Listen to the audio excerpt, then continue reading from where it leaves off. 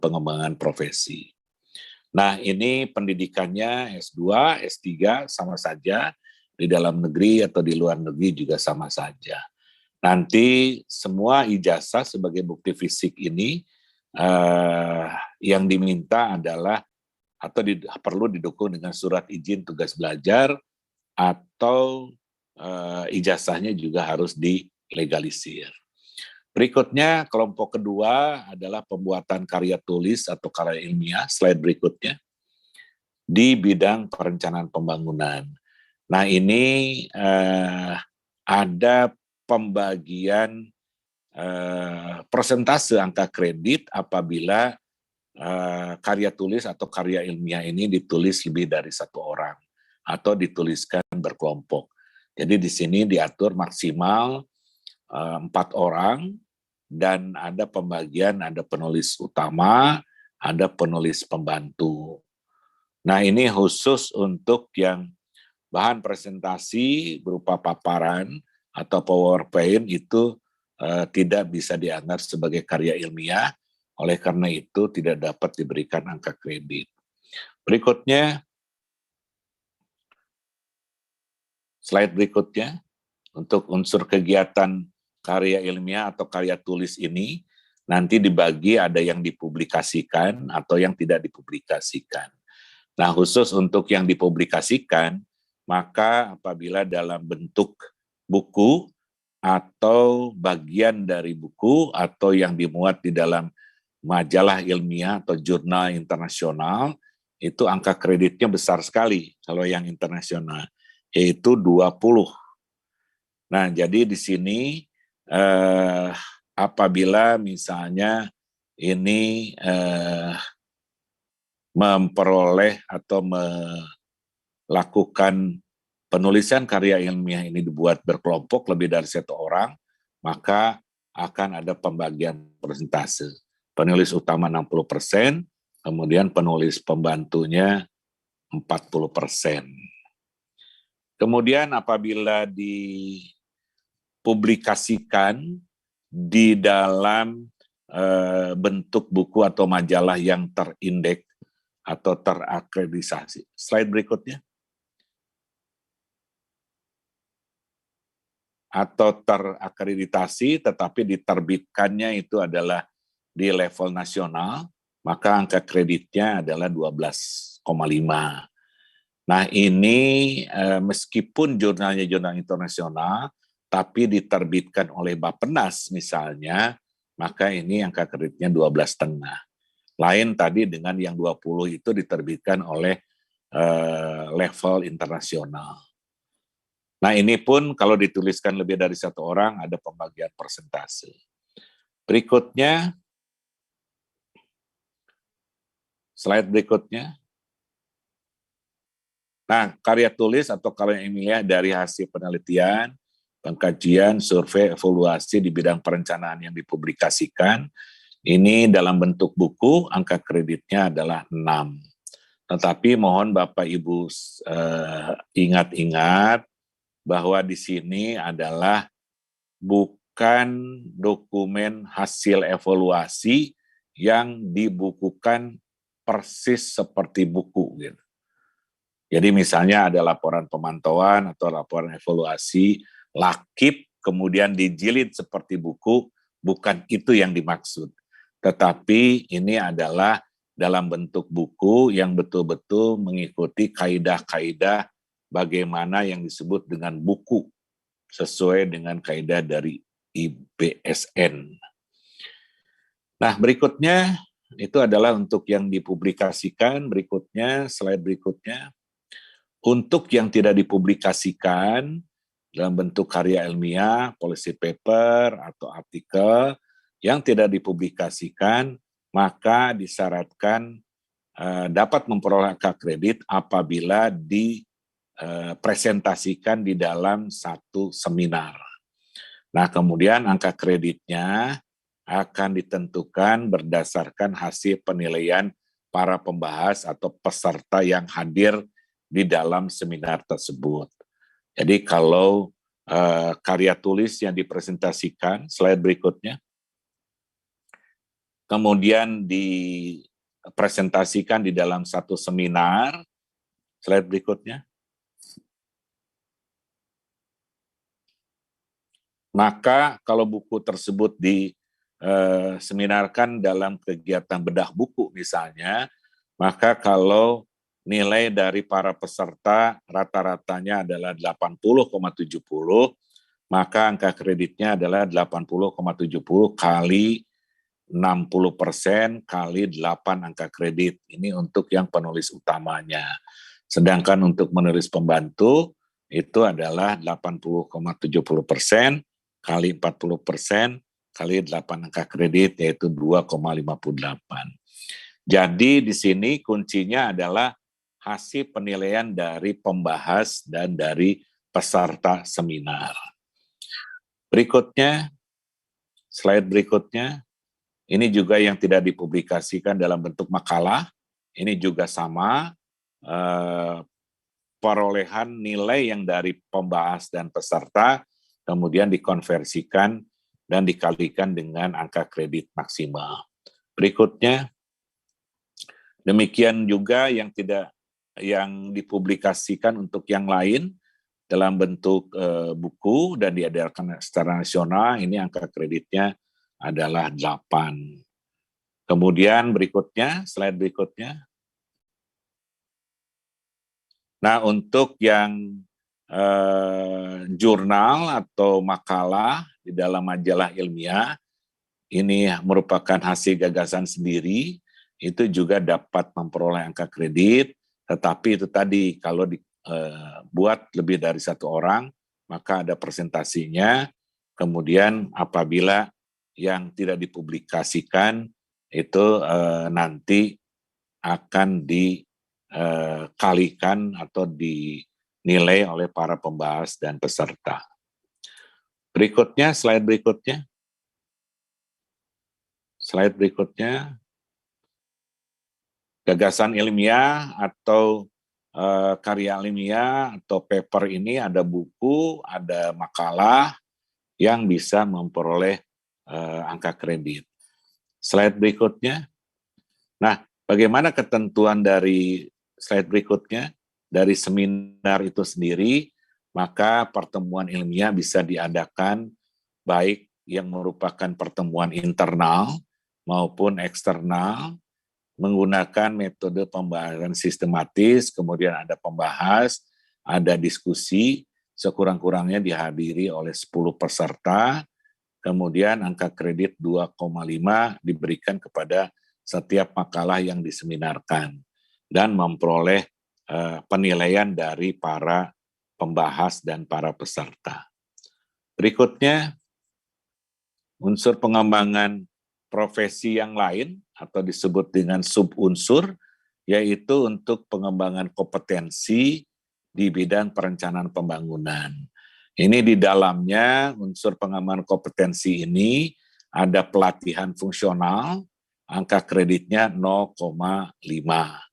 Ini adalah untuk pelatihan fungsional yang dimaksud itu adalah pelatihan fungsional perencanaan pertama, pelatihan fungsional perencanaan muda, perencanaan media, atau kalau perencanaan utama tidak ada pelatihannya. Jadi ini yang nanti akan memperoleh angka kredit apabila Bapak Ibu sekalian sudah dilantik menjadi perencana kemudian mengikuti pelatihan pengayaan. Berikutnya, pelatihan yang lain adalah pelatihan teknis atau magang di bidang perencanaan pembangunan. Ini adalah pelatihan teknis beberapa topik yang terkait dengan bagaimana teknik untuk melaksanakan siklus perencanaan pembangunan. Mulai dari identifikasi masalah, kemudian ada kajian, ada perencanaan pembangunan daerah, ada Renstra, ada pemantauan evaluasi, ada green economy, ada public private partnership. Ini dapat memperoleh angka kredit tergantung kepada jumlah jam pelajaran yang diikuti di dalam pelatihan tersebut. Slide berikutnya. Jadi dengan asumsi bahwa setiap jam pelajaran adalah 45 menit, maka apabila kurang dari 30 jampel, itu memperoleh angka kreditnya 0,50. Sedangkan untuk yang 30 sampai 80 memperoleh 1 angka kredit, seterusnya sampai lebih dari 960 jampel memperoleh 15 angka kredit.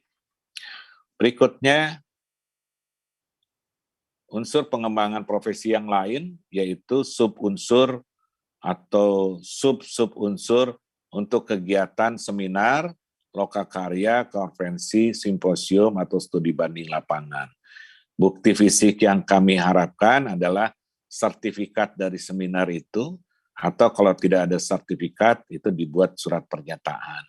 Nah, ini dibedakan angka kreditnya apabila sebagai pembicara atau narasumber di level internasional, artinya seminar internasional, angka kreditnya 2. Kalau di level nasional, angka kreditnya 2,5. Kalau di level lokal atau instansi, maka angka kreditnya 2. Jadi kalau Bapeda Jawa Barat mengadakan seminar, itu bisa dianggap sebagai seminar level lokal. Angka kreditnya adalah 2 menjadi pembicara. Tapi kalau dibuat seminarnya seminar internasional, maka pembicaranya angka kreditnya 3. Nah, pembahas dengan moderator itu angka kreditnya 2, kemudian peserta itu angka kreditnya 1, tetapi tetap dibatasi sebanyak-banyaknya 2 kali dalam 1 tahun. Nah, sebagai pembicara atau sebagai moderator tidak ada pembatasan. Nah, kemudian kegiatan seminar ini bisa dilaksanakan secara daring atau online atau secara offline. Jadi angka kreditnya sama saja, mau online mau offline.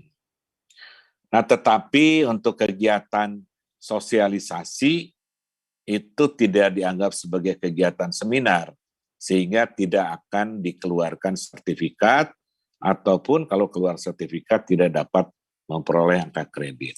Jadi seperti sosialisasi yang kemarin dilaksanakan oleh Puspin di Klaten, itu istilahnya itu adalah penyebaran informasi saja, bukan seminar, sehingga kami tidak mengeluarkan sertifikat.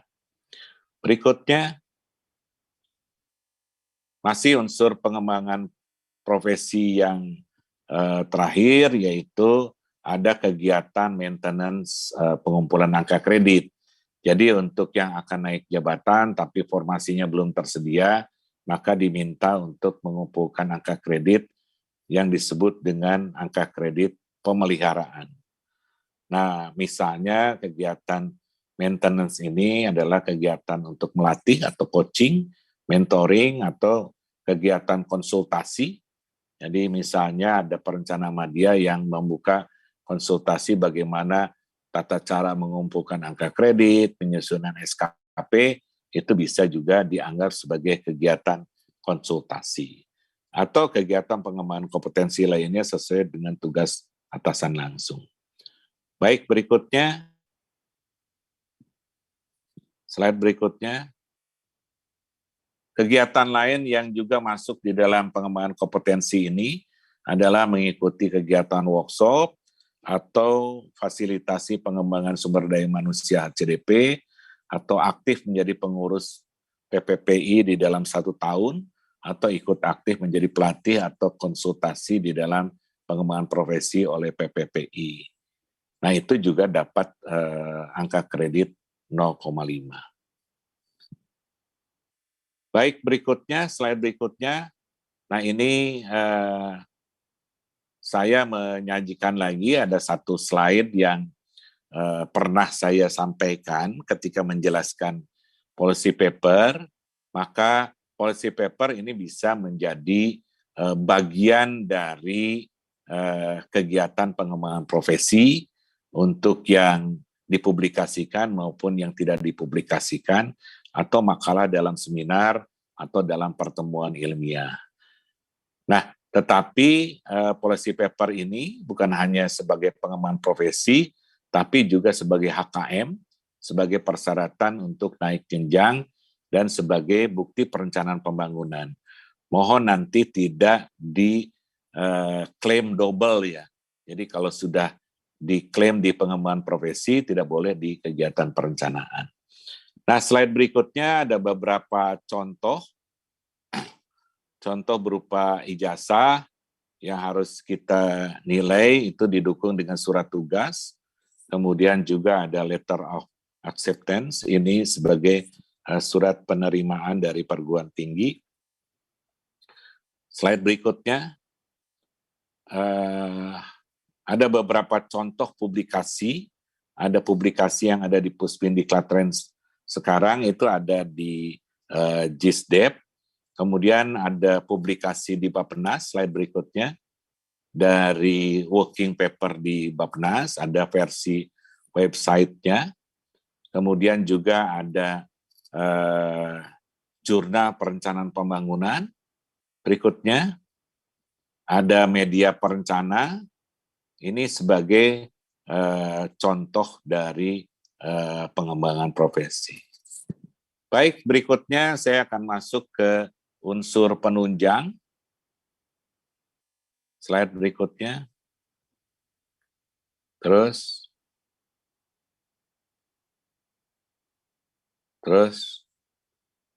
Ya, unsur penunjang. Nah, unsur penunjang ini tadi kaitannya dengan beberapa kegiatan. Ada kegiatan sebagai pengajar atau pelatih di bidang perencanaan pembangunan. Ada keanggotaan tim penilai, ini akan menjadi perolehan angka kredit dari unsur penunjang. Kemudian penghargaan tanda jasa di bidang perencanaan pembangunan.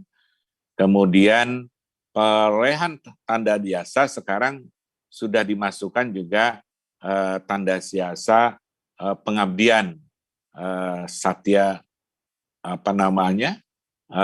karya satya, itu bisa memperoleh angka kredit juga. Kemudian tugas yang lain yang mendukung pelaksanaan tugas jabatan fungsional atau memperoleh gelar ijazah kesarjanaan kedua atau gelar lainnya. Slide berikutnya.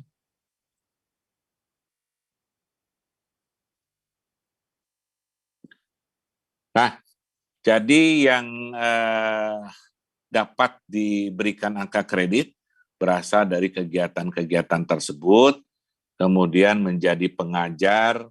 Slide berikutnya. Ini akan memperoleh angka kredit 0,40, tetapi menjadi pengajar ini mesti mengajar pada pelatihan PNS di bidang perencanaan pembangunan. Jadi kalau Bapak Ibu sekalian misalnya Bu Nenen ngajar di Unpas gitu ya, di Universitas Pasundan misalnya, maka mengajar di sana tidak memperoleh angka kredit karena mengajar mahasiswa umum. Yang memperoleh angka kredit 0,4 itu harus mengajar di dalam pelatihan yang diikuti oleh sebagian atau seluruhnya adalah PNS. Nah, ini tergantung kepada pengajar yang, slide berikutnya, kepada pengajar yang mengajar sekurang-kurangnya 2 jampel atau 2 jam pelajaran. Berikutnya, slide berikutnya, nah menjadi anggota tim penilai atau tim uji kompetensi, ini angka kreditnya adalah 0,04 sebagai anggota tim penilai, bukan 0,40 ya, tapi 0,04 untuk setiap satu orang yang dinilai. Sehingga kalau menjadi anggota tim penilai yang menilai ada 10 berkas misalnya, maka 10 kali 0,04, sehingga totalnya adalah angka kreditnya 0,40. Berikutnya, unsur penunjang yang lain, yaitu untuk memperoleh penghargaan atau tanda jasa Satya Lencana Karya Satya, untuk yang sudah 30 tahun, angka kreditnya 3, untuk 20 tahun, angka kreditnya 2, dan untuk 10 tahun angka kreditnya 1. Slide berikutnya. Nah, ini yang yang tadi saya maksud, bahwa ini adalah ada penghargaan tanda jasa di bidang perencanaan pembangunan. Nah, kemudian ada beberapa penghargaan tanda jasa untuk yang prestasi di tingkat internasional itu cukup besar. Ada 35% dari angka kredit untuk kenaikan pangkat atau angka kredit kumulatif. Untuk penghargaan tanda jasa di prestasi kerja di tingkat nasional 25%.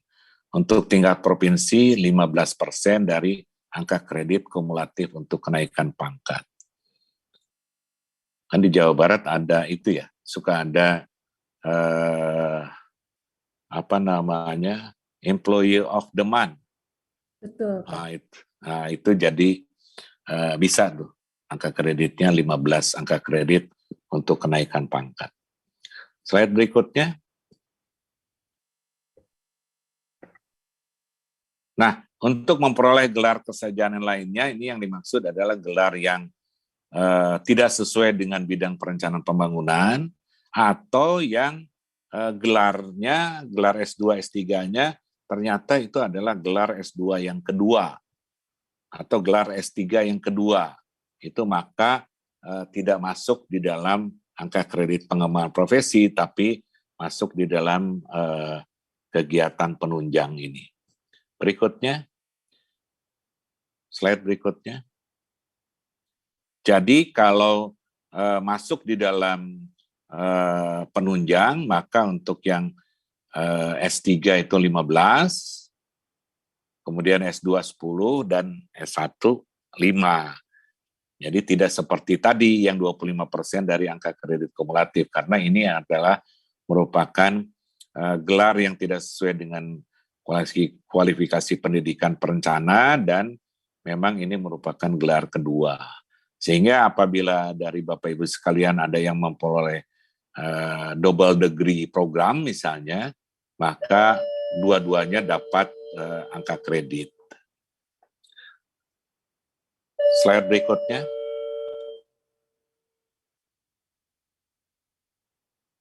Sebentar.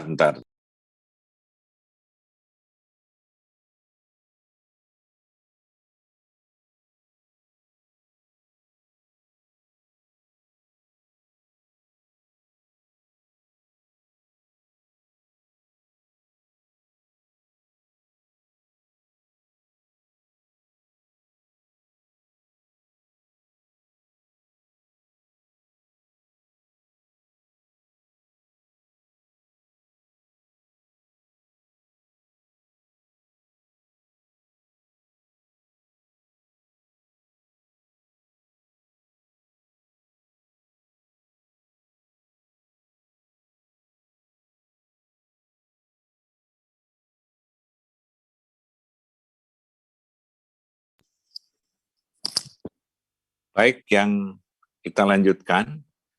Nah, kemudian untuk bagian dari kegiatan penunjang, ini juga melaksanakan kegiatan mendukung pelaksanaan tugas perencanaan. Ini adalah kegiatan-kegiatan pendukung, misalnya ikut membantu membuat catatan pengumpulan data, atau menjadi panitia penyelenggaraan rakor, atau panitia lomba di bidang perencanaan pembangunan, atau pemilihan perencana teladan, atau ikut menjadi pelaksanaan dari kegiatan PPPI nasional maupun PPPI komisariat. Ini angka kreditnya 0,04. Ini memang kecil sekali nantinya, karena memang kegiatan penunjang ini sebetulnya tidak diperlukan oleh para perencana. Karena sebetulnya kalaupun ada, itu dibatasi maksimal 20% ketika akan naik pangkat saja. Jadi maksimal 20% ini 20% dari angka kredit kumulatif untuk kenaikan pangkatnya. Demikian barangkali Bu Reni, mungkin kita bisa masuk ke diskusi, kita punya cukup banyak waktu untuk diskusi. Penjelasan saya sampai di sini, dan di dalam slide setelah terima kasih itu ada beberapa slide tambahan yang nanti bisa dibaca oleh Bapak Ibu sekalian, dan mungkin juga kalau punya kesempatan bisa ditanyakan dalam kesempatan ini. Terima kasih. Assalamualaikum warahmatullahi wabarakatuh. Waalaikumsalam warahmatullahi wabarakatuh. Baik, terima kasih atas paparannya, Bapak Kapus. Untuk sesi tanya jawab, mungkin ada dari rekan, dari Bapak Ibu yang akan bertanya, silakan raise hand atau melalui room chat.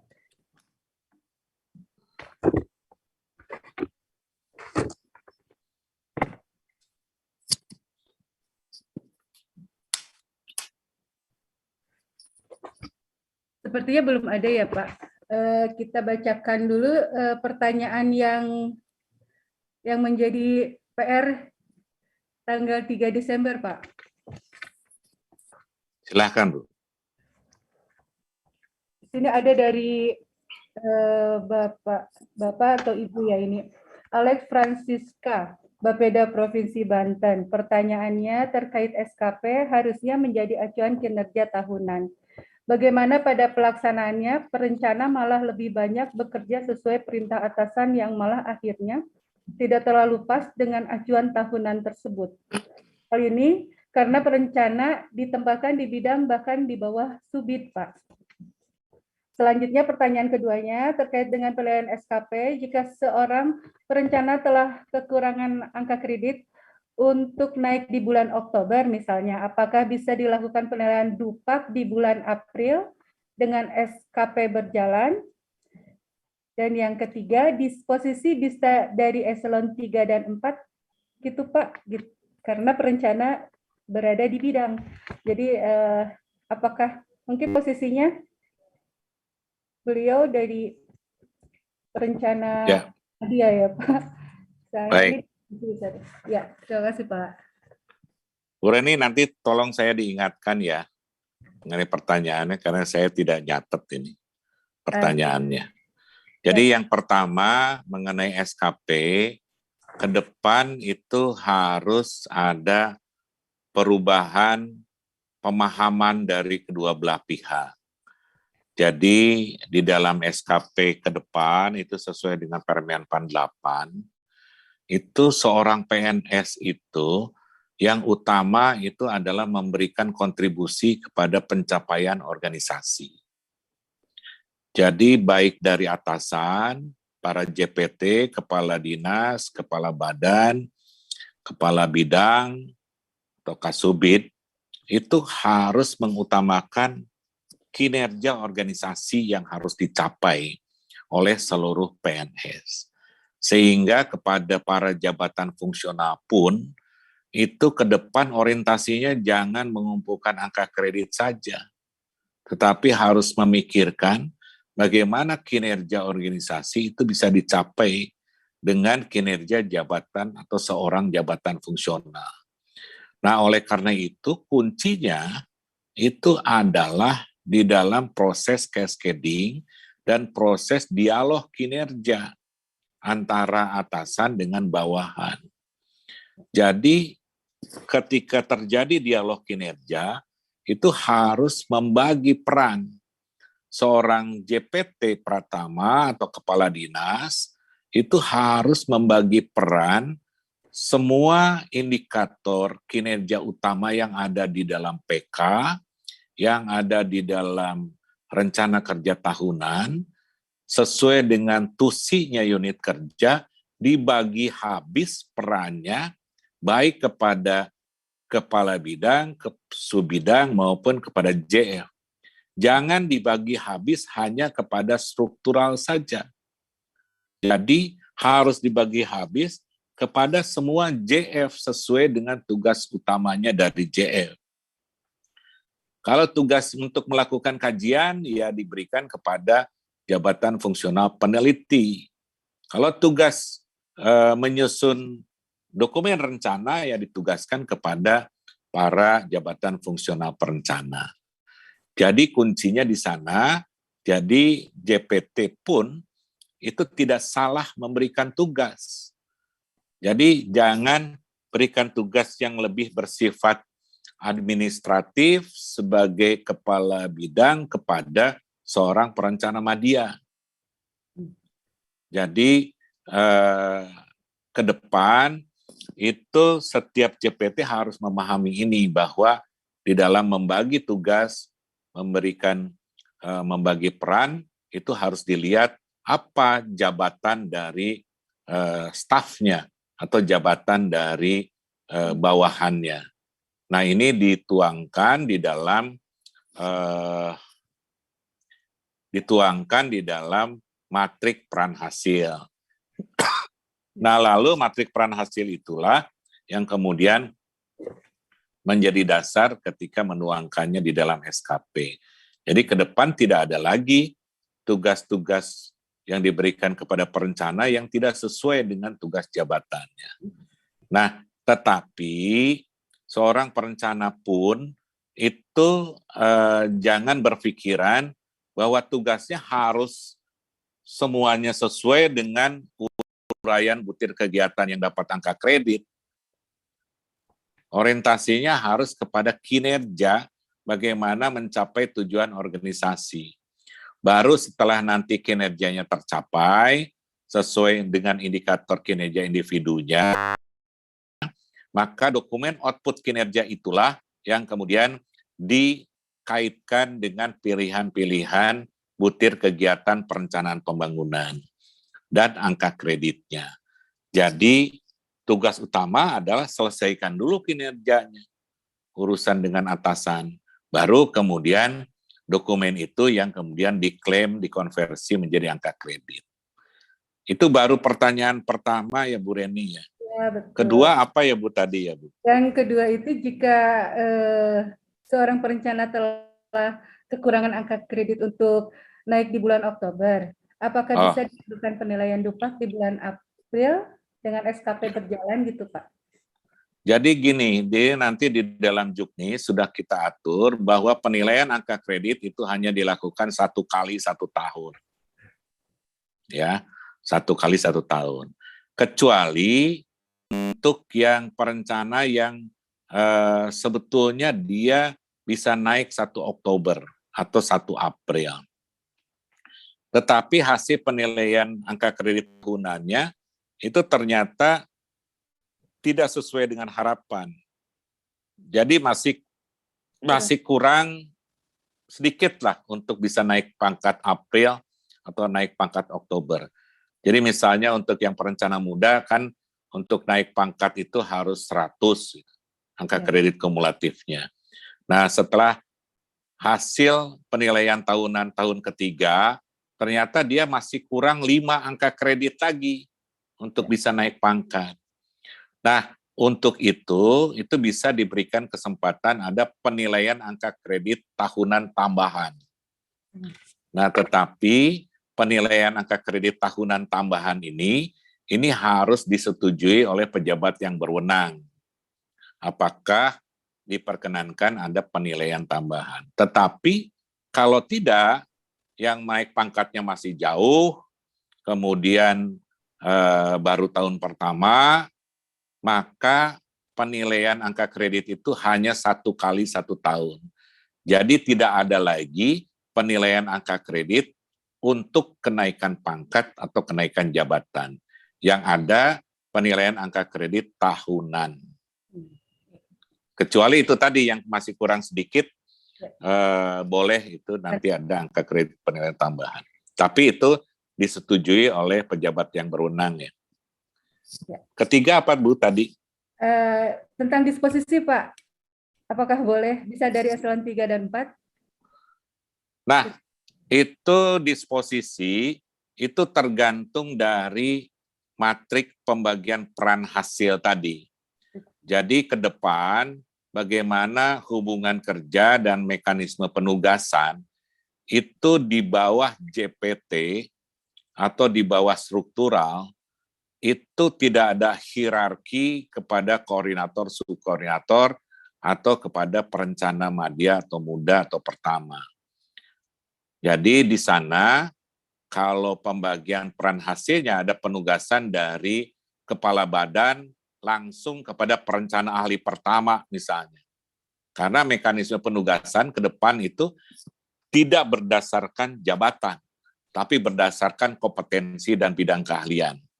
Kalau Kepala Bapeda melihat ada seorang perencana ahli pertama, dia memiliki kompetensi dan keahlian dalam pengumpulan data primer misalnya, maka Kepala Bapeda itu langsung menugaskan menugaskan perencana ahli pertama. Artinya nanti di dalam SKP perencana ahli pertama itu dituangkan di dalam SKP-nya. Dan SKP itu kalau semua tugas, semua kinerja sudah ada di dalam SKP, tidak perlu lagi disposisi, tidak perlu lagi penugasan tertulis. Tetapi kalau belum ada di dalam SKP, maka perlu penugasan tertulis dari atasan. Nah, tergantung matik peran hasil, kalau memang matik peran hasilnya yang menugaskan oleh eselon 3, maka bisa saja SKP-nya dengan eselon 3. Tetapi tidak menutup kemungkinan SKP-nya apabila di dalam satu unit kerja eselon 4 itu sudah tidak ada, berarti tidak ada lagi yang di bawah eselon 4. Semuanya JFP Madya Muda pertama itu semuanya di bawah kepala badan atau kepala dinas misalnya. Eselon 3 itu hanya menjadi mitra saja, mitra di dalam pelaksanaan tugas sehari-hari, bukan atasan langsung. Atau bisa juga tergantung struktur organisasinya. Kalau eselon 3 itu dianggap sebagai pemberi tugas atau pejabat penilai, itu bisa saja. Tetapi intinya, semua dokumen yang akan memperoleh angka kredit, itu semuanya harus ada penugasan tertulis. Beberapa kesempatan saya sampaikan, penugasan tertulis atasan langsung itu tidak selalu harus SK. Bisa SK, bisa nota dinas, bisa disposisi, bisa email, bisa WA, bisa SMS. Pokoknya bisa di-print kemudian tanda tangan atasan langsung. Nah, kalau semuanya sudah tercantum dalam SKP, tidak perlu lagi penugasan tertulis. Tapi kalau misalnya ada penugasan tertulis di tengah tahun yang berbeda dengan SKP pada awal tahun, maka SKP-nya bisa direvisi. SKP itu bisa direvisi sepanjang tahun. Apabila ada perubahan target, ada perubahan jabatan, atau ada perubahan atau penambahan kinerja dari perencananya. Demikian, Bu. Dialog kinerja lagi ya, Pak, dengan atasan. Ya, untuk revisi tidak boleh sepihak. Ya. Jadi revisi SKP tidak boleh sepihak, harus berdialog lagi dengan atasannya. Ya Pak, Pak Gustika, ini ada yang raise hand. Kita dulu dari raise hand. Di sini ada Ibu Leli, teman diklat saya kemarin Pak, dari kebencanaan. Yang pertama tadi raise hand. Silakan Bu Leli untuk menyampaikan. Terima kasih. Terima kasih Bu Reni, sehat ya. Selamat pagi Pak Gustika. Salam pagi perencana. Bu. Salam perencana. Suaranya terdengar. Itu saya sudah tulis di chat karena takutnya nggak kebagian. Tapi alhamdulillah kebagian. Ini ada beberapa yang ingin saya tanyakan Pak Gustika. Saya perencana pertama di Dinas Kehutanan. Yang pertama, Dinas Kehutanan itu belum ada madyanya sampai sekarang, tapi sudah diajukan ya Bu ya ke Biro Organisasi, hanya sampai sekarang itu belum ada realisasinya. Nah, itu satu, jadi harus seperti apa gitu nanti di Dinas Kehutanan, apakah setiap yang mau ke madya itu harus ke Bapeda, atau bisa ditempatkan dulu di Dinas Kehutanan seperti dulu pernah ada satu madya itu ditempatkan dulu di Dinas Kehutanan tapi pada akhirnya tetap harus ke madya. Dan yang kedua, bulan lalu bersama Bu Reni ya ikut diklat, tapi sampai sekarang belum keluar Pak itunya sertifikatnya. Nah, saya ingin itu bisa masuk ke dalam angka kredit sekarang gitu. Tapi kalau misalkan itu belum keluar, apakah bisa diklaim di tahun depan ataukah tetap harus di tahun ini dimasukkan dan tahun depan tidak bisa diklaim lagi? Itu yang kedua. Dan selanjutnya mungkin satu lagi ya Bu Reni,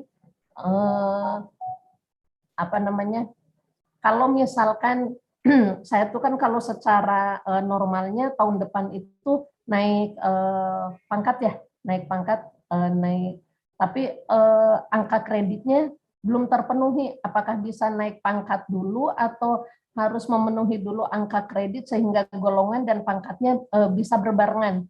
Gitu Pak. Terima kasih Pak. Assalamualaikum warahmatullahi wabarakatuh. Waalaikumsalam. Devi, lamun normal. Kumaha Bu? Devi kumaha? Maaf.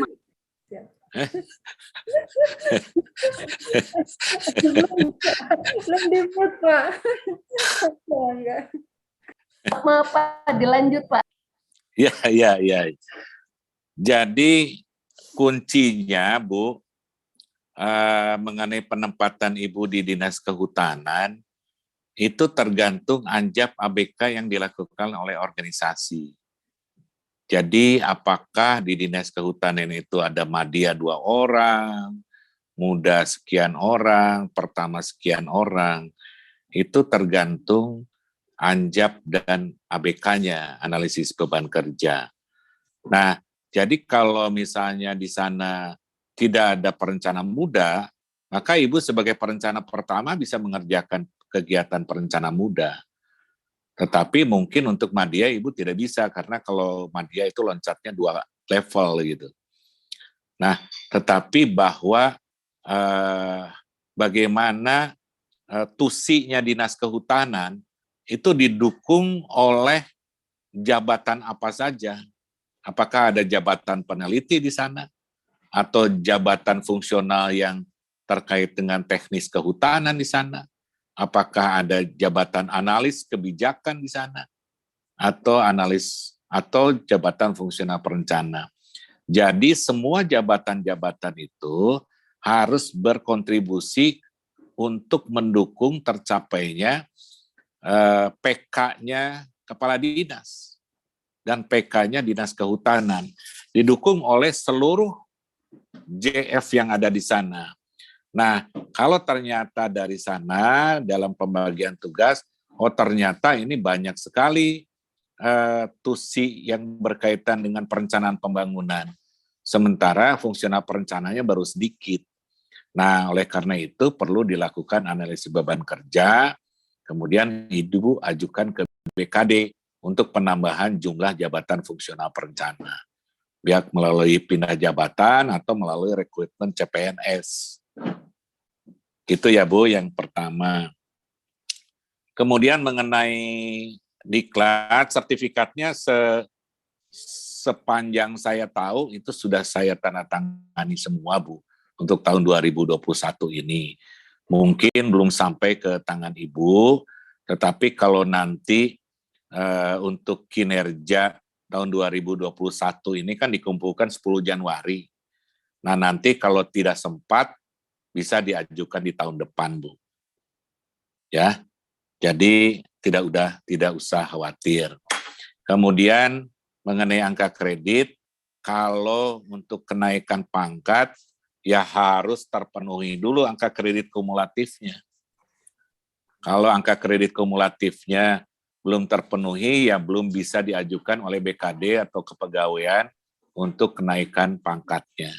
Jadi harus menunggu angka kredit kumulatifnya terpenuhi, Bu. Jadi harus sampai 50 dulu baru Ibu nanti sebagai perencana pertama bisa naik pangkat. Kecuali kalau dari 3B ke 3C ya, itu harus 50 dulu, kemudian kalau baru 40 kan sudah 90%. Ibu bisa ikut uji kompetensi perencana muda. Nah, nanti kalau sudah lulus uji kompetensi perencana muda, diangkat perencana muda baru naik 3C. Jadi harus jabatan dulu naik baru pangkat. Demikian Bu Leli. Ya, cukup ya Bu Leli ya curhatnya. Terima kasih. Sebentar Pak. Berarti kan kemarin saya sudah dapat 20,1 ya. Kalau misalkan sekarang saya mendapat lagi angka kredit 20, berarti saya sudah bisa ikut, saya kan dari 3B ke 3C, Pak. Oh gitu, ya. Kalau untuk ikut uji kompetensi itu 90% dari angka kredit kumulatif untuk naik pangkat. Untuk naik jabatan. Jadi naik jabatan itu dari 3B ke 3C itu angka kredit kumulatifnya kan di jumlah Bu, harus 100. Jadi waktu 3A ke 3B 50, kemudian dari 3B ke 3C itu adalah 50. Jadi sebetulnya untuk naik ke muda itu perlu 100. Berarti kalau Ibu sudah mencapai angka kredit kumulatifnya 90, itu sudah bisa diusulkan untuk ikut UKOM perencana muda. Terima kasih Pak. Bu Reni, terima kasih. Enggak, sami-sami. Selanjutnya Bapak Yana BRIN ya. Iya. Baik. Terima kasih Bu Reni. Assalamualaikum warahmatullahi wabarakatuh. Waalaikumsalam. Ketemu lagi Kang Yana ya. Alhamdulillah. Selamat pagi, salam sejahtera, tetap sehat, Prof. Kita semua mudah-mudahan. Alhamdulillah. Prof tetap sehat. Kemarin saya nggak begitu intens, yang padahal banyak sekali pertanyaan terkait dengan Permen 8 yang mungkin sekarang aja nanti nggak apa-apa ya Prof ya. Ya, silakan.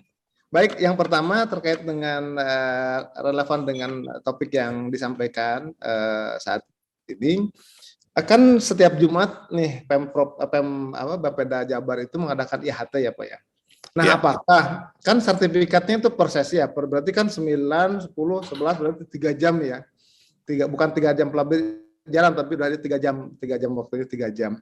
Nah, apakah ini dapat dikumulatif? Artinya misalnya saya mengikuti 10 kali IHT, berarti kan perhitungannya nih satu sertifikat 3 kali 10 berarti kan 30. Nah, apakah perhitungannya itu bisa yang tadi Pak di pengalaman profesi yang sekian jam itu? Jadi begitu saya ikut 10 berarti 30, bukan di bawah 30, tapi saya mendapatkan jam pelajarannya sebanyak 30 jam. Itu yang pertama. Ini IHT itu bukan pelatihan, Pak. Jadi kalau bukan pelatihan itu tidak tergantung dengan jam. Yang tergantung jam itu pelatihan.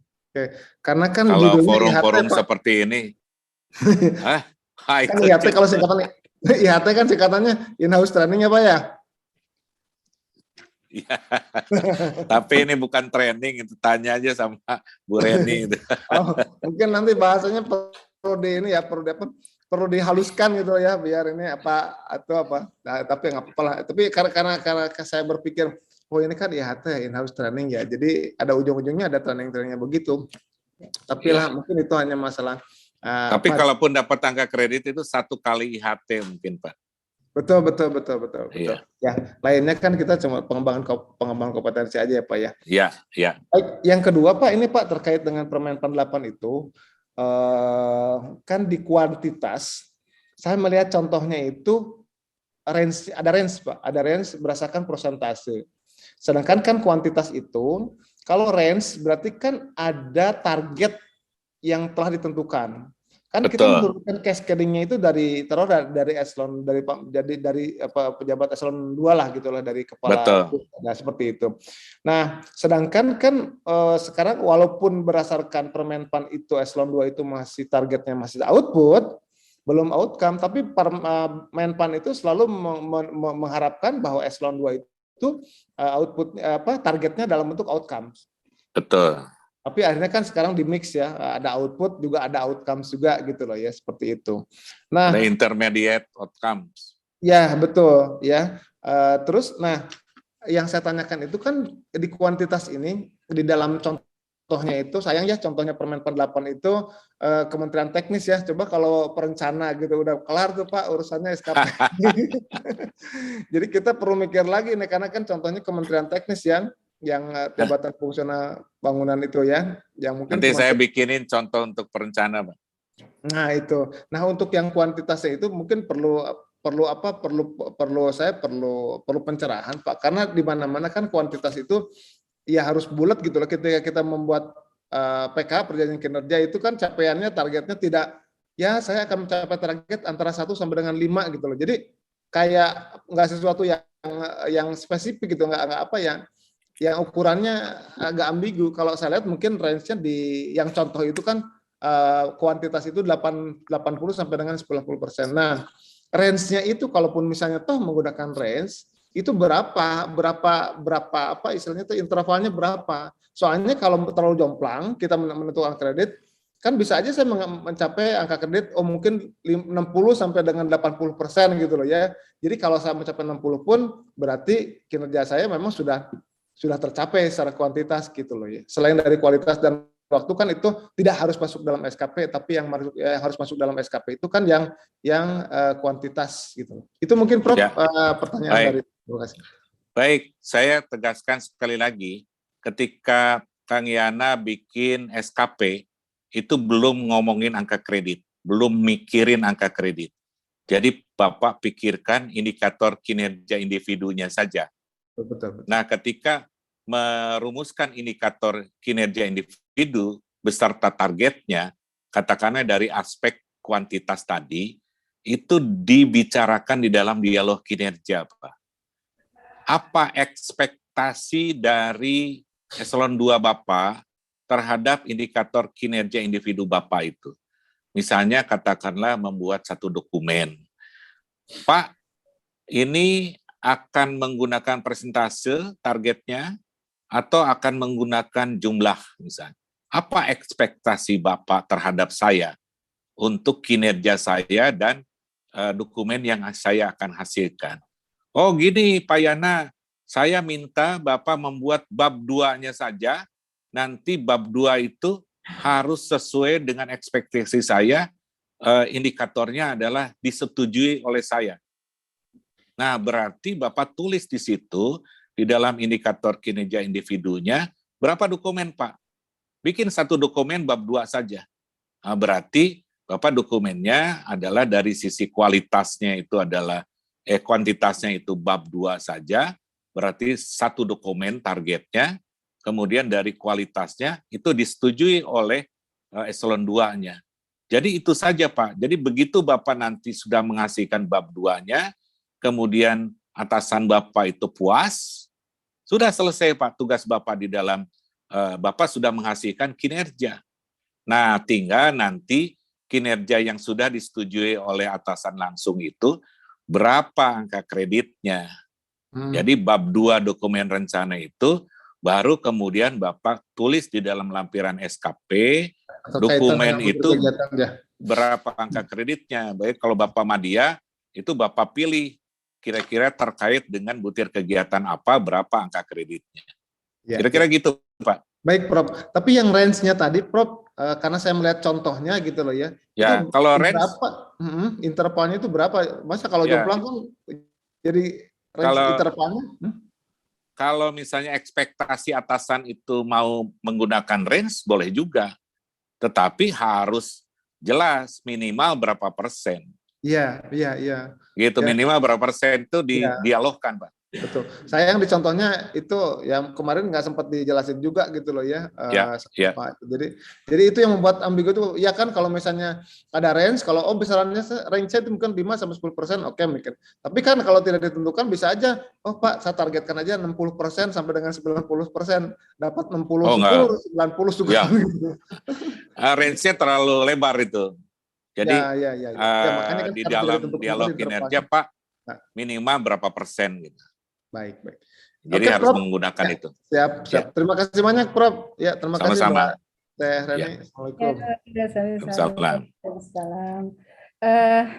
Ada pertanyaan dari chat dari Erni Yanti Bapelitbangda Provinsi Riau, Prof.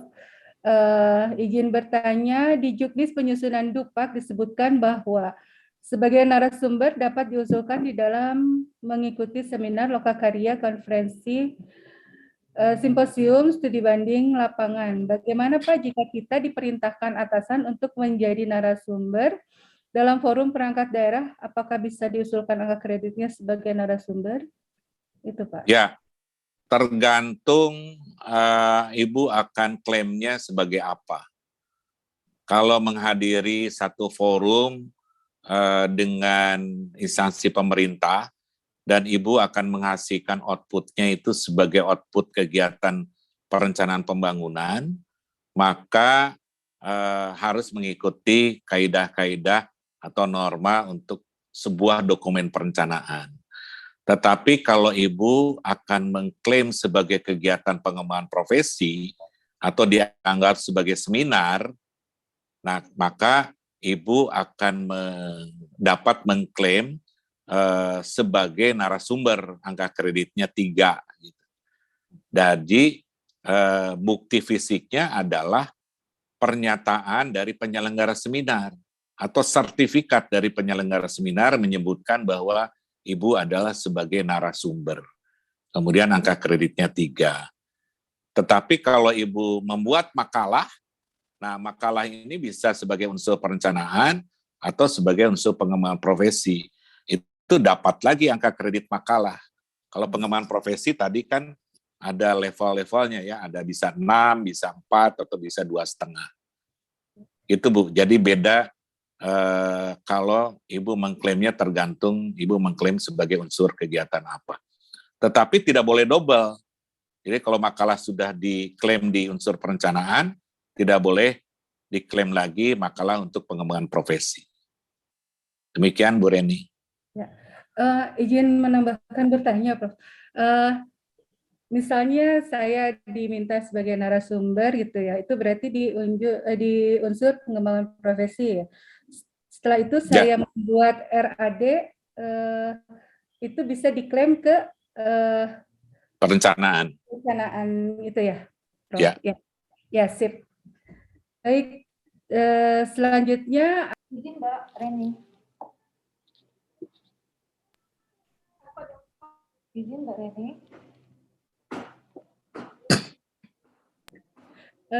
Ya Bu, sebentar, ini yang raise hand dari tadi sudah ini ya Bu, nanti setelah ini mungkin nanti saya ini ke Ibu.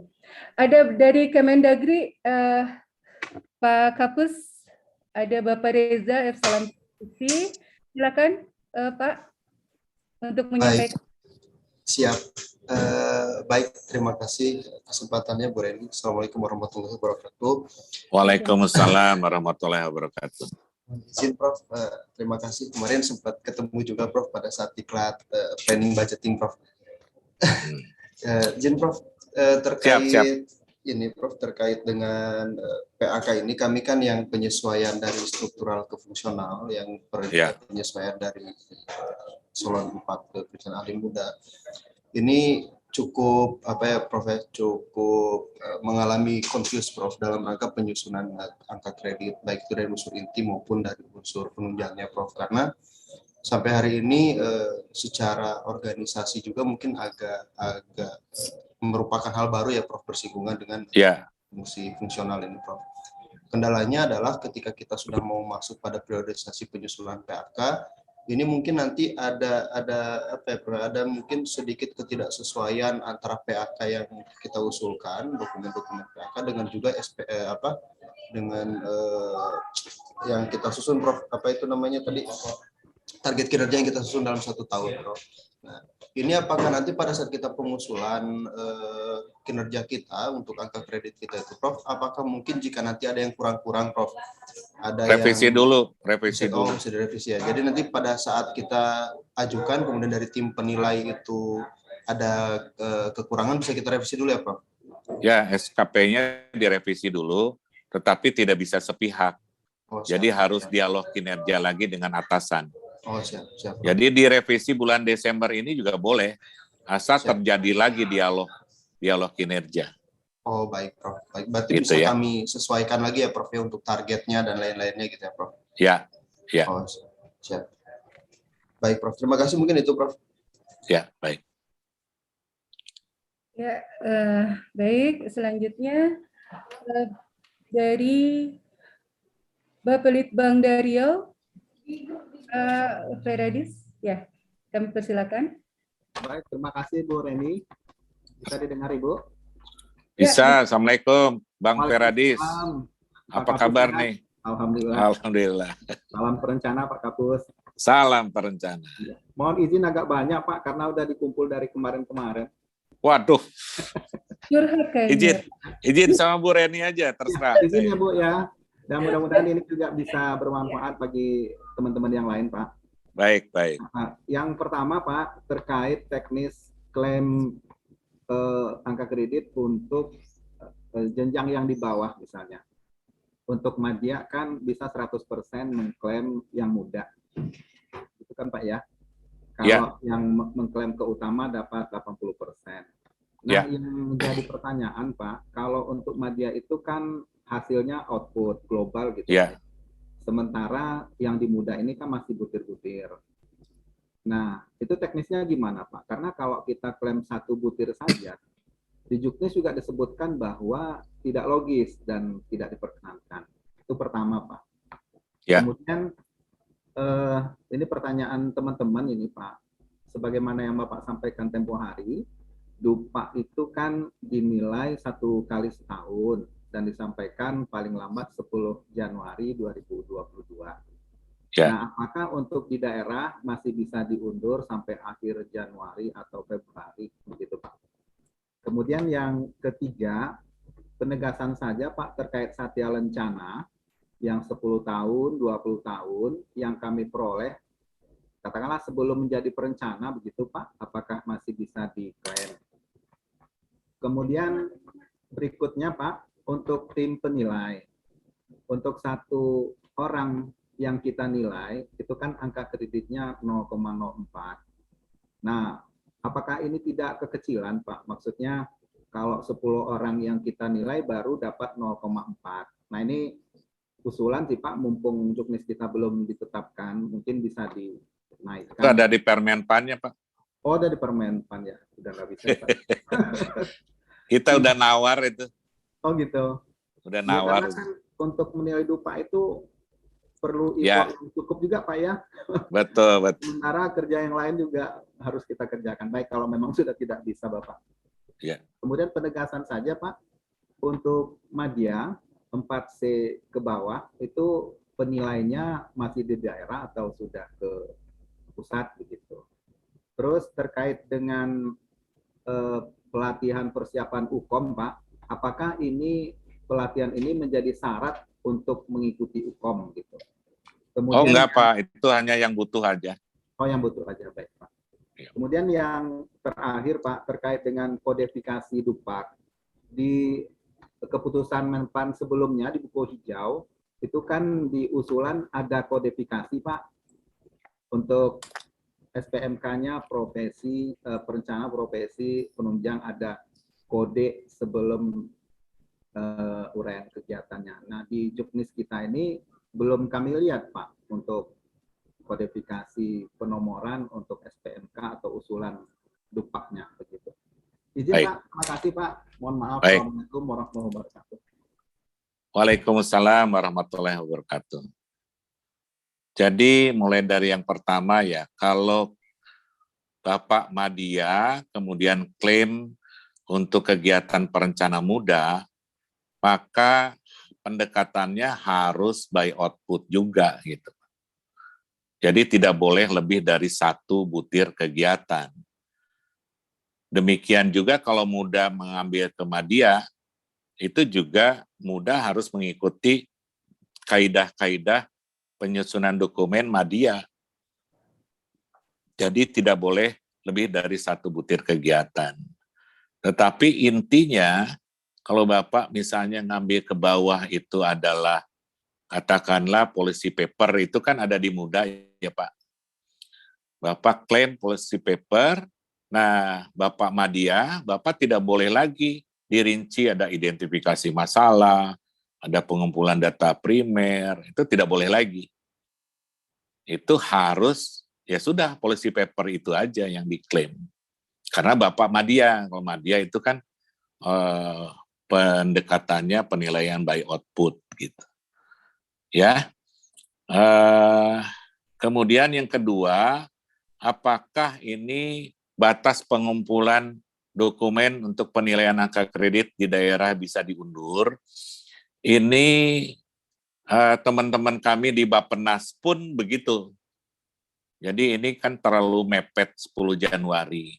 Cuma kami berkomunikasi dengan Menpan dan BKN, itu ketentuannya untuk output Januari Desember tahun 2021 ini, maka Januari Juni itu menggunakan PP 46, kemudian Juli Desember menggunakan PP 30 atau Permen Pan 8. Ini menjadi satu ketentuan. Karena kalau misalnya pengumpulan atau penilaiannya dilakukan melewati, ini kan batasnya kan hasil penilaiannya akhir Februari, Pak. Jadi BKN atau Kanrek BKN atau BKD itu dia akan memproses per akhir Februari itu harus diajukan untuk kenaikan pangkat 1 April. Jadi kalau Bapak penilaiannya itu diundur, maka untuk yang perencana yang naik 1 April itu tidak keburu lagi. Itu mungkin naiknya baru Oktober gitu, karena hasil penilaiannya itu juga terlambat. Nah untuk ini silahkan masing-masing kepegawaian atau Kanrek ini berkonsultasi dengan BKN. Apakah dibolehkan penilaian angka kreditnya diundur? Gitu. Tapi kalau SKP penilaian kinerja itu tidak boleh diundur, Pak. Itu per 10 Januari harus dikumpulkan kalau kinerja ya. Kalau SKP. Tetapi kalau angka kredit itu tergantung apakah ada yang naik pangkat 1 April atau enggak. Kalau misalnya 1 April belum naik pangkat, itu karena terbatas angka kredit maksimal, kemungkinan dibolehkan diundur dengan konsekuensi yang bersangkutan nggak bisa naik pangkat April. Itu Pak, jadi nanti BKD, kemudian kepegawaian di KL, itu silahkan konsultasi dengan BKN saja tentang apakah masih dibolehkan diundur. Kemudian penghargaan sebelum dilantik perencana tidak bisa Pak. Jadi semua angka kredit baik unsur perencanaan pembangunan, pengembangan profesi, dan penunjang itu dihitungnya sejak TMT menjadi fungsional perencana. Itu ya. Nah kemudian yang Madya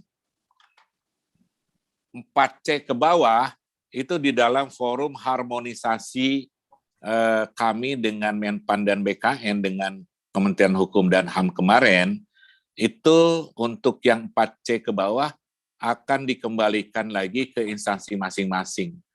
Jadi di dalam draft juknis kami itu memang sudah tertulis aturannya bahwa untuk 4C itu dinilai di tim penilai pusat atau di Bappenas. Tetapi ini ternyata tidak ada dasar hukumnya.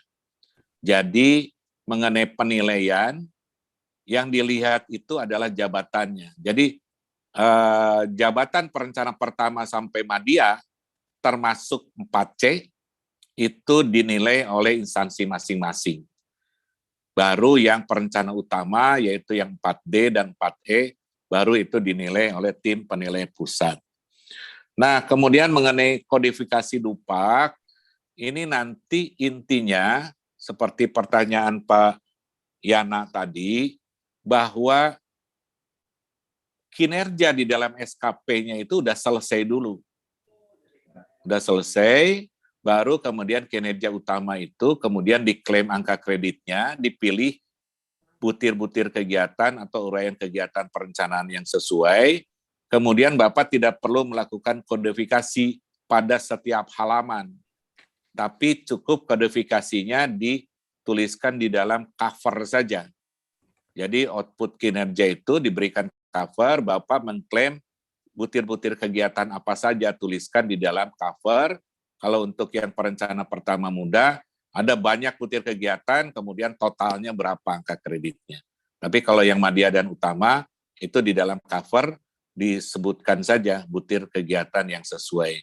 Jadi tidak perlu ada kode di dalam setiap halaman dari dokumen kinerja itu.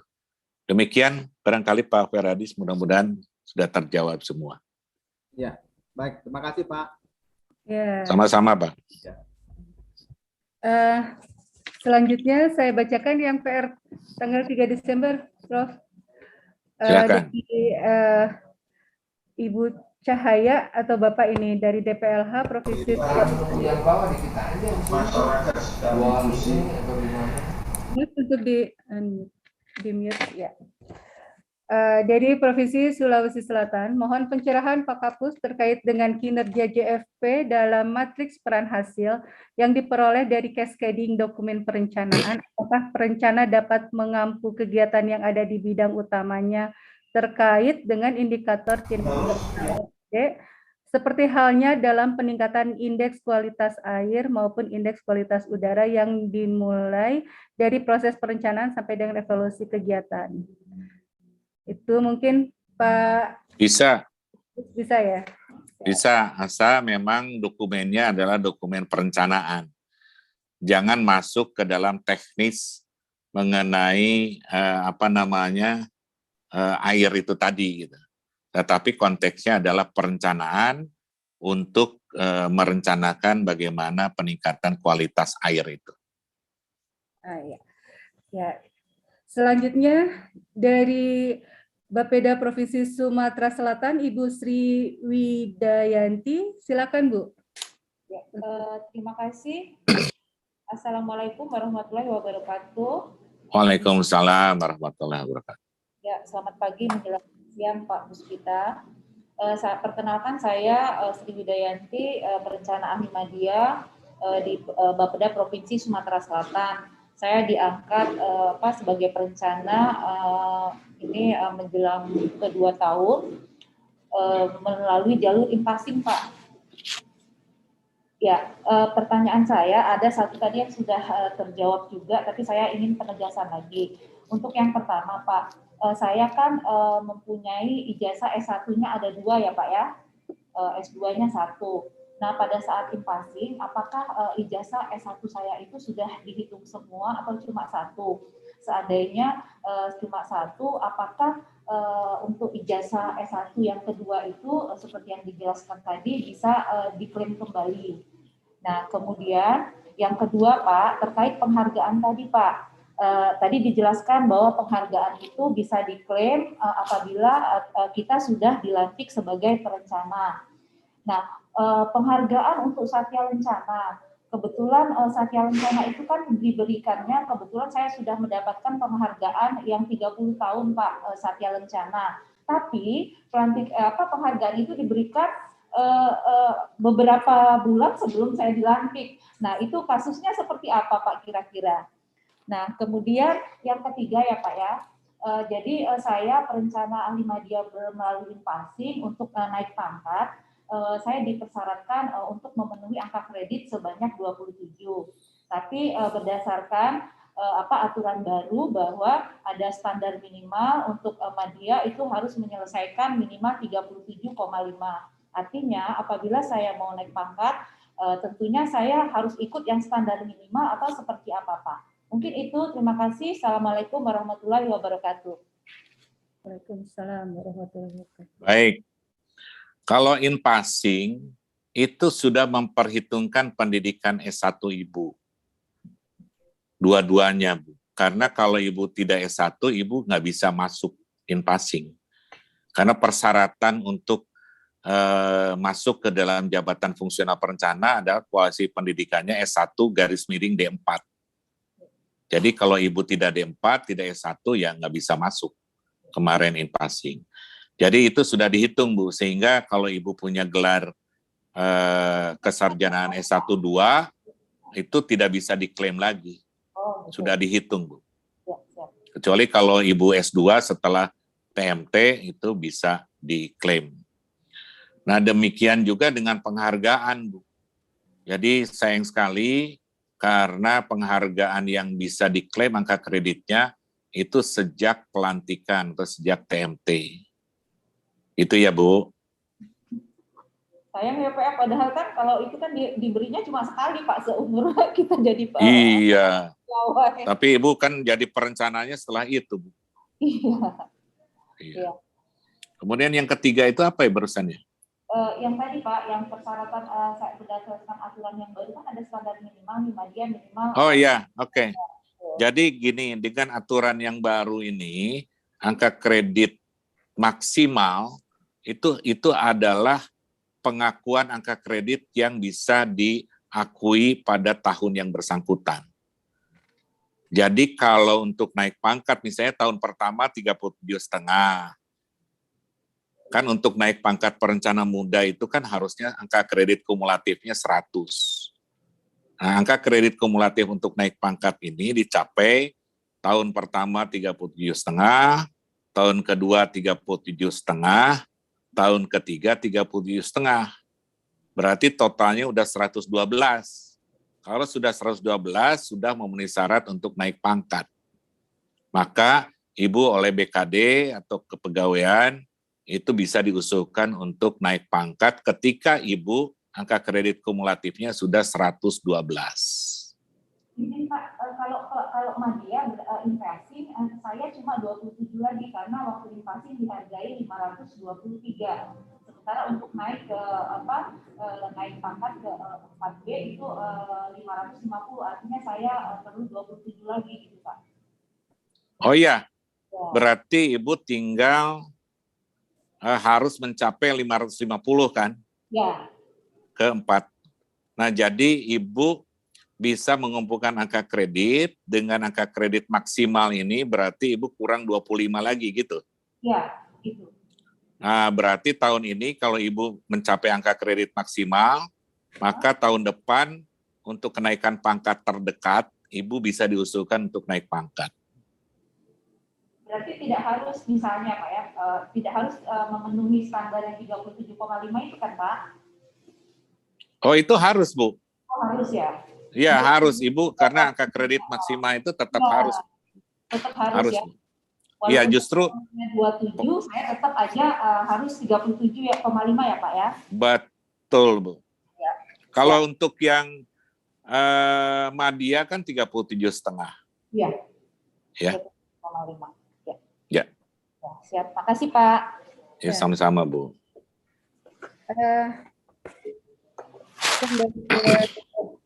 KPR, Prof. Dari AR Bapelitbangda Kota Bekasi. Izin Pak Guspika, kondisi saat ini saya sedang menyusun Dupak 2021 dan Pak saya terakhir sudah direkomendasikan naik jenjang ke fungsional perencana ahli muda dengan kredit 29,53. Untuk UKOM tahun 2021 ini saya tidak lulus, rencana akan mengikuti UKOM tahun 2022. Pertanyaan saya, apakah angka kredit terakhir bisa diperhitungkan dalam angka kredit tahun 2021 mengingat yang bersangkutan belum UKOM mengikuti UKOM, begitu Prof? Ya, jadi antara lulus UKOM dengan pengumpulan angka kredit ini tetap jalan dua-duanya, Pak.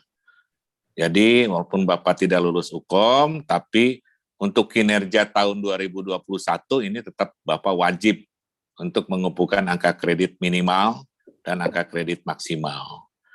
Nah nanti kalau sudah lulus UKOM, maka ini nanti angka kredit yang diperoleh tahun ini akan dijumlah, tetap tidak hilang.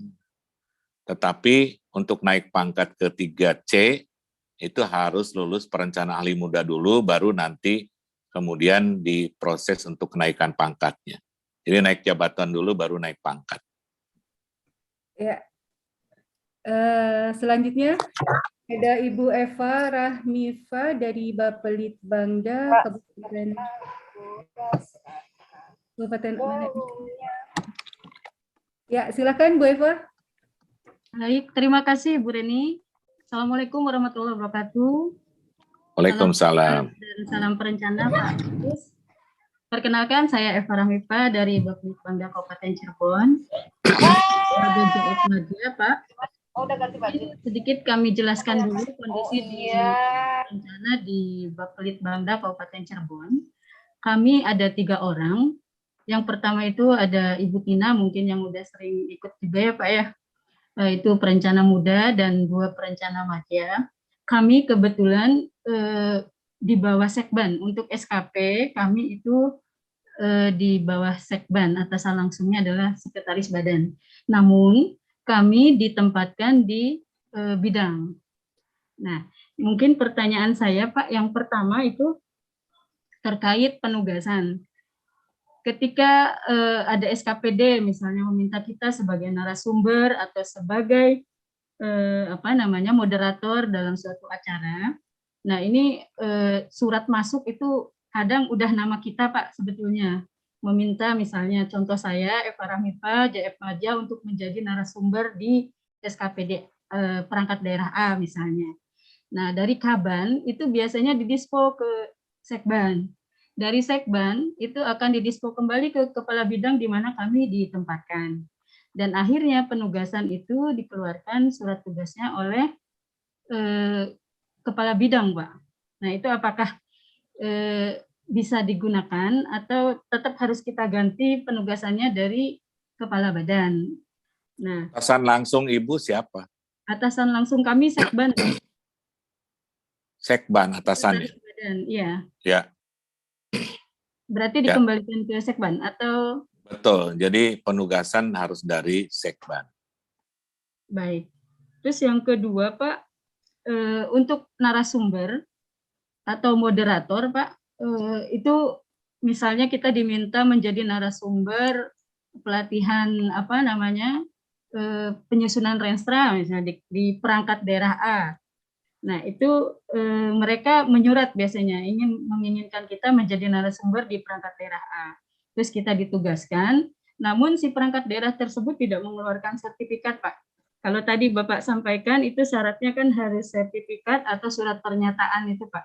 Apakah surat permintaan kita sebagai narasumber itu sudah cukup bisa dijadikan alat bukti dan penugasan dari Pak Sekban mungkin nanti ya Pak, apakah sudah cukup? Belum cukup, Bu. Belum. Berarti tetap harus dilengkapi itu ya Pak ya?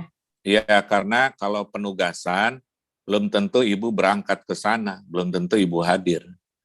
Oh, dari mana buktinya bahwa Ibu memang benar-benar datang ke sana? Baik, baik. Nah, terus yang kedua Pak, kita di Kabupaten Cirebon ini perencananya sedang ditugaskan untuk membuat pedoman perumusan formula dan pedoman penghitungan pagu indikatif sektoral untuk perangkat daerah maupun di kecamatan.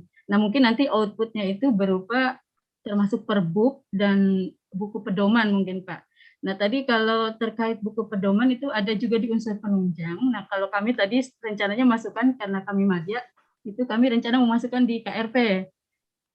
Nah, mungkin ini lebih baiknya di mana gitu Pak? Apakah bisa diklaim di dua-duanya atau? Nggak boleh, Bu. Ibu pilih aja. Oh, dipilih aja ya Pak ya? Ya, nggak boleh dua-duanya. Yang lebih tepatnya di perencana bisa ya Pak ya? Yang tadi kita sudah bisa di KRP itu ya? Ya, bisa. Nah, terus yang ketiga, kalau moderator Pak keempat, tadi, Bu. Ya Pak?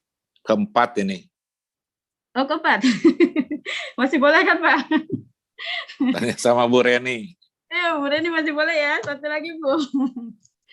Nah, terkait moderator ini Mbak, tadi kalau Bapak sampaikan moderator itu di kegiatan seminar, kalau di kegiatan sosialisasi dan sebagainya tidak bisa diklaim sebagai angka kredit. Nah, kalau misalnya kita menjadi moderator di bimbingan teknis misalnya Pak, itu bisa tidak Pak diklaim angka kreditnya?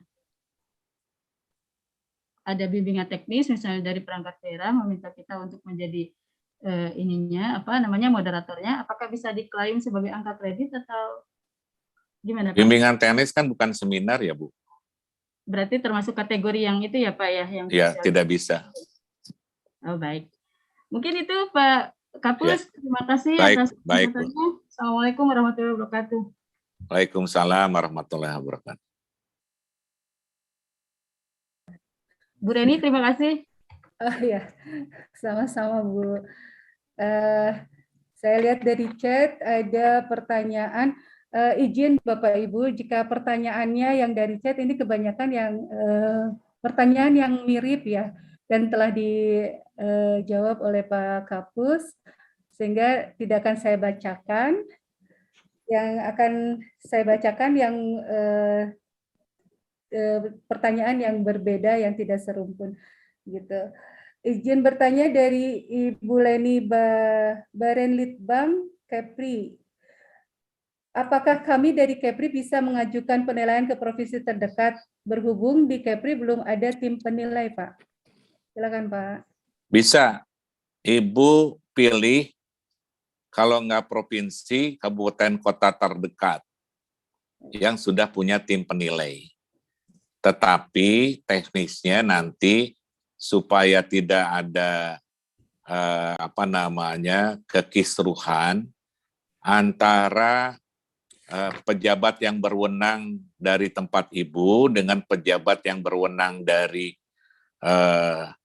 kabupaten kota atau provinsi yang sudah punya tim penilai itu dibuat semacam MOU.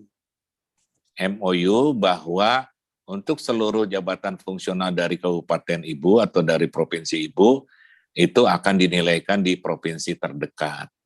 Sehingga nanti tidak ada kekisruhan itu maksudnya gini, tahun ini Ibu dinilai provinsi, ternyata di provinsi pada pelit-pelit anggota tim penilainya, tidak memuaskan, para perencanaannya susah. Nah, kita cari kabupaten lain yang agak murahan gitu. Nah itu nggak boleh gitu. Jadi sekali sudah ber-MOU bersepakat antara pejabat berwenangnya itu, maka selanjutnya tahun-tahun berikutnya harus sama ke tim penilai itu. Kecuali sampai tempat Ibu, instansi masing-masing itu membuat tim penilai sendiri. Tetapi sebelum punya tim penilai sendiri ya harus dinilaikan kepada tim penilaian terdekat itu. Nanti di dalam juknis kami itu ada tata caranya bagaimana membuat MOU dan ada contohnya juga. Demikian Bu Reni. Ya, kembali ke PR Bapak tanggal 3 Desember kemarin Pak. Dari Pak Eskandari PDN, mohon izin Pak Kapus bertanya, satu, bagaimana bentuk laporan kegiatan untuk perencanaan ahli muda? Apakah dalam penyusunannya tetap dalam bentuk satu dokumen dengan sistematika utuh dari pendahuluan sampai dengan rekomendasi? Dua, jika kegiatannya dalam bentuk evaluasi bulanan atau triwulan, bagaimana metodologinya? Terima kasih Pak. Silakan, Prof. Baik, kalau dokumen nanti kami di dalam juknis itu ada 42 butir kegiatan perencanaan pembangunan yang sudah kami definisikan, kami berikan pengertiannya juga, kemudian berikut contoh dan ilustrasinya. Jadi silahkan dibaca di dalam draft juknisnya.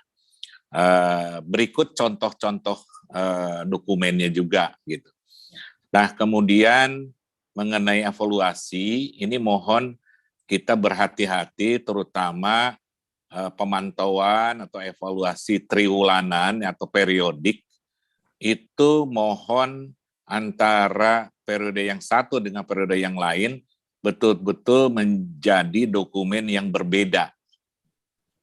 Jadi tidak asal ganti bulan, tidak asal ganti lokasi, tetapi isinya sama.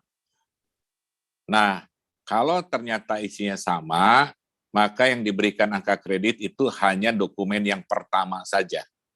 Dokumen yang kedua, ketiga, keempat, itu yang dinilai adalah perbedaannya saja. Jadi kalau seluruhnya sama, cuma ganti angka, ganti bulan, itu maka dokumen kedua, ketiga, keempat itu kita kasih nilai 0. Karena untuk yang dokumen dihasilkan kedua, ketiga, keempat, itu kita nggak mikir, nggak kerja lagi. Tinggal ganti bulan, ganti angka, tahun, dan lain sebagainya. Tetapi kalau misalnya kita mikir lagi ada hal yang berbeda, atau paragraf yang berbeda, atau bagian yang berbeda, maka bagian yang berbeda itu saja yang diberikan angka kredit. Demikian, Bu. Metodologinya terserah yang digunakan. Ya. dilanjutkan dengan dari Dr. Andes Ridwan Nugraha MAP, Inspektorat Kabupaten Cianjur. Apakah seorang fungsional perencana boleh menjabat sebagai PLT di OPD yang tidak ada analisa beban kerja di OPD tersebut? Misalnya seorang fungsional perencana media menjadi PLT Dinas Pendidikan atau Sekretariat Dewan. Nah, kalau fungsional perencana menjadi PLT itu tidak masuk ke dalam lingkup kewenangan kami sebagai instansi pembina. Itu masuk ke dalam aturan kepegawaian yang diatur oleh BKN, BKD, atau kepegawaian masing-masing pemerintah daerah. Itu jadi kami tidak ikut-ikut karena ketentuannya itu berbeda-beda antar pemerintah daerah yang satu dengan yang lain. Ada yang mengatakan bahwa fungsional menjadi PLT dimungkinkan. Nah, tetapi maksimal 3 bulan. Setelah 3 bulan, itu diperpanjang lagi. Jadi aturan-aturan seperti itu ada di dalam aturan kepegawaian, Bu. Terima kasih. Ya. Mungkin satu pertanyaan lagi. Saya lihat dari room chat. Dari Ibu Lisi, Bapelitbangda Kota Bekasi, mohon izin bertanya, Pak Kapus, pada pelatihan substantif, apakah ada nilai angka kreditnya bagi peserta yang mendapat predikat terbaik 1, 2, dan 3? Terima kasih. Itu, Prof. Bagaimana, Prof? Kalau pelatihan kan angka kreditnya dari pelatihan itu sendiri, dilihat dari sertifikat. Ya. Oleh karena itu kan di dalam sertifikat itu biasanya di halaman belakang itu ada jumlah jam pelajarannya. Jadi ditentukan oleh jam pelajaran. Nah, tetapi kalau untuk yang terbaik itu bisa dikategorikan memperoleh penghargaan di bidang perencanaan pembangunan. Itu sebagai kegiatan penunjang. Jadi untuk 1, 2, 3 itu sama angka kreditnya. Berapa ya tadi ya di dalam kegiatan? Jadi ada penghargaan untuk bidang perencanaan.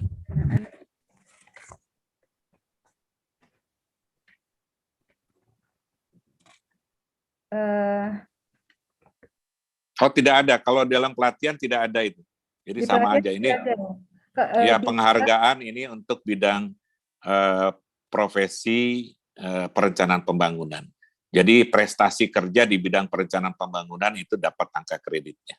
Tetapi di Diklat tidak ya, Prof? Di Diklat tidak. Tidak. Siap. Ya, soalnya banyak yang bertanya itu, Prof. Ya, siap. Ya. Dari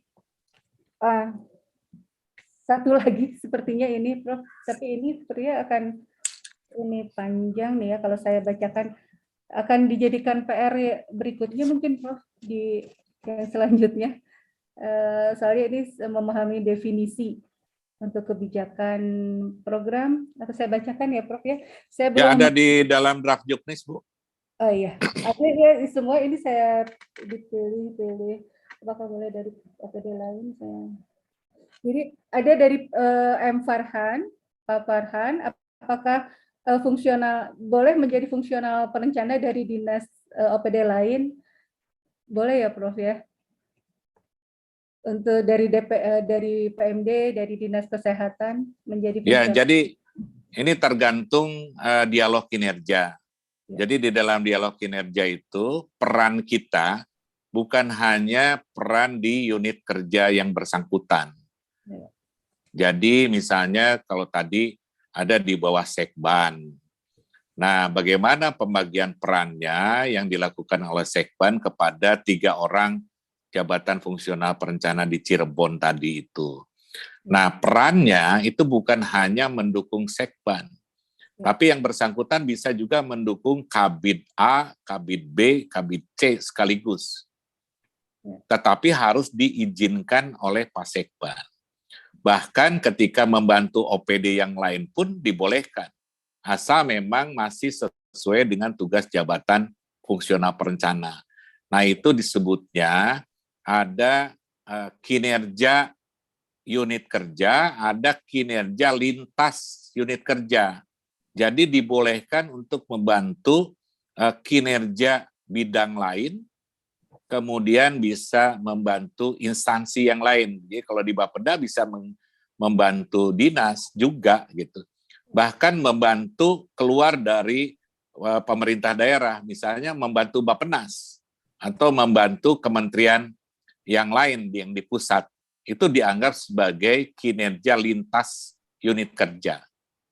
Tetapi bagaimana kita membantu kinerja unit yang lain, itu dibicarakan di dalam dialog kinerja, sehingga nanti akan diizinkan oleh atasan langsungnya. Demikian, Bu. Ya, baik. Nampaknya waktu sudah tidak memungkinkan lagi untuk membaca dan membahas pertanyaan-pertanyaan ini, Prof. Kita tutup saja kegiatan IHT ini. Baik, terima kasih Bapak Guspika atas sharing ilmu dan paparannya, sungguh sangat bermanfaat bagi kami, para fungsional perencana dalam pedoman menyusun dokumen yang akan merupakan lampiran untuk penilaian angka kredit. Oh Bu, ini satu lagi Bu, di chat Oh. ada tentang CPNS, formasi perencana pertama, Ya. itu dapat mengajukan dokumen untuk dinilai angka kreditnya sejak yang bersangkutan diangkat menjadi perencana ahli pertama ya. Ya. Tetapi dokumennya itu boleh sejak CPNS. Ada kekecualian ya, Prof? Untuk untuk CPNS ini pengecualian. Boleh sejak CPNS, tapi diajukannya sejak dilantik menjadi perencana ahli pertama. Ya. Silakan, Bu. Ya. Baik, sebelum saya tutup acara ini, kita akan melakukan sesi foto bersama. Dimohonkan untuk Bapak Ibu yang masih semangat untuk membuka kameranya sehingga dapat terlihat wajah-wajah perencana